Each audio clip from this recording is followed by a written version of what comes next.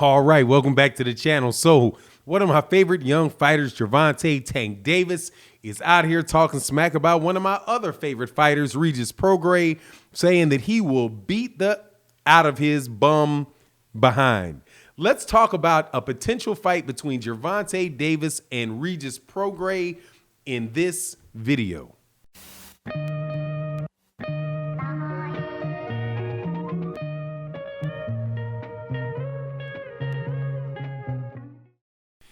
All right, welcome back to the channel. So chalk this up to one of these fights that I know is not going to happen. However, I love the smack talk going on between the two of them. Two excellent fighters, Gervonta Tank Davis, who's the WBA 130-pound champion and the WBA regular 135-pound champion, and then Regis Prograis out of the great city of New Orleans, the state of Louisiana, who is a former I think he's the former WBA 140-pound champion.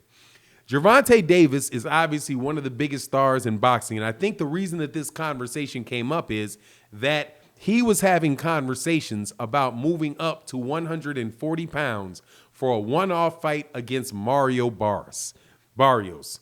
Now, people have given when I heard this, and I maybe heard this maybe 2 weeks ago or whatever, I was like, okay, let me just wait for them to actually make an announcement. It sounded as if to me that this was a name like the PBC and other promotional outfits. I know that it's not technically a promotional outfit. They do this a lot, right? Where they want the name of a fighter to get out there and to get pushed. And I do it all the time myself. I have a video that's coming up tomorrow where I'm going to do an interview with a young man that just turned pro. And the same video, I'm going to also talk about, I do believe, Canelo Alvarez and maybe Jamal Charlo in the same subject, right? Because when you do that, and somebody's a lesser known fighter, you bring those guys into the conversation. So with the PBC, Mario Barrios is a 140-pound guy. I think that he is trained by Virgil Hunter, who is the former trainer of, and the godfather, I do believe godfather, of Hall of Famer Andre Ward, right?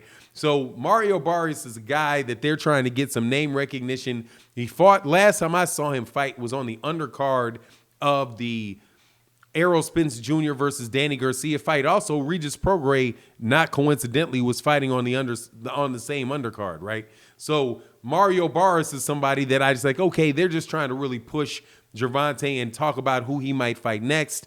You know, it's now is around time to start talking about who he's going to fight next, whether he's going to stay at 135, whether he's going to be at 130, right? All of that stuff. But in the midst of this, I guess people asked him about, well, why would you fight Mario Barrios? I thought Mario Barrios was supposed to fight Regis Prograis.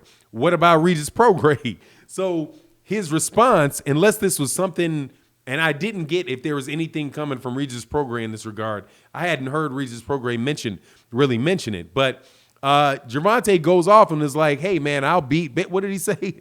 He said, I'll beat the ish, beat the ish out of his bum, ASS. I'm going to be, PG 13 to the extent that I can. And I just listened to that and I was like, man, if Gervonta Davis can do that to Regis Prograis, then we need to go ahead and see the Teofimo Lopez fight. That's my first thought of that was, okay, if Gervonta Davis is confident that he'll be able to beat Regis Prograis, then there really is no reason for Gervonta Davis not to go ahead and fight Teofimo Lopez, because Regis Prograis is every bit, if not more difficult fight for Gervonta Davis than Teofimo Lopez is.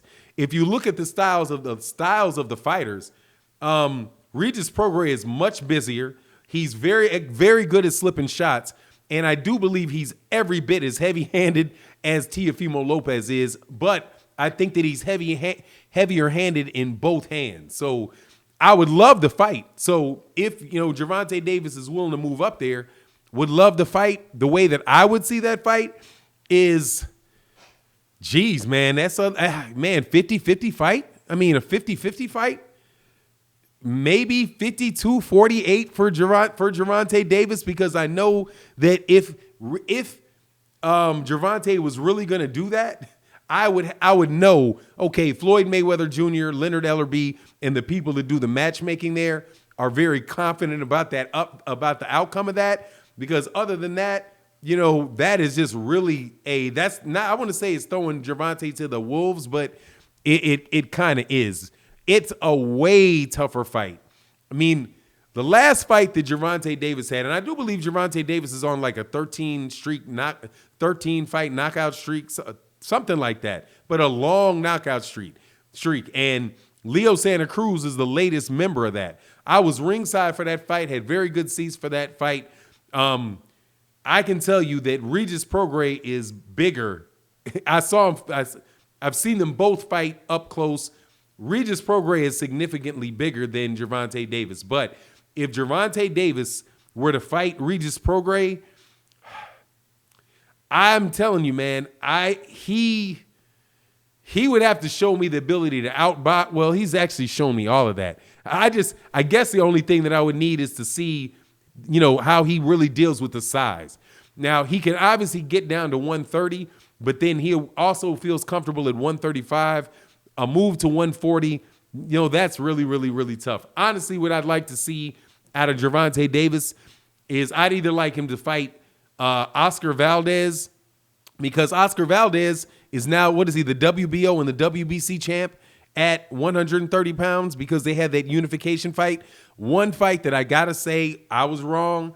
I was not that impressed by Oscar Valdez, and I was a big fan of Miguel Berchelt.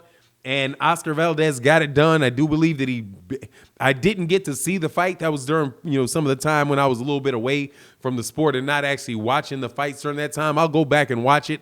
But my understanding is that it was a fight that Oscar Valdez controlled throughout and actually had dropped him a couple times and then wound up getting him in the later rounds. So, Gervonta Davis against Oscar Valdez, that seems like that's really the fight at 130 pounds. I think that the other belt that is out there might be the IBF belt.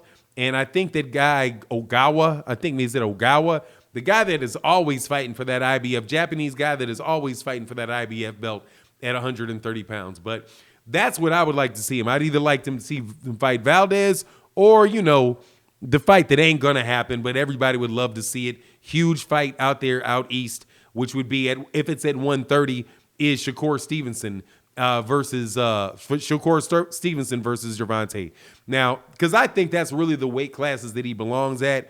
The 140-pound division, I think that those guys are probably too big for him, and that he'll eventually be able to get into that weight class, though, of 135 once Devin Haney and Teofimo Lopez drift to 140, where Regis Prograis, my understanding is very set on his ways to remain at.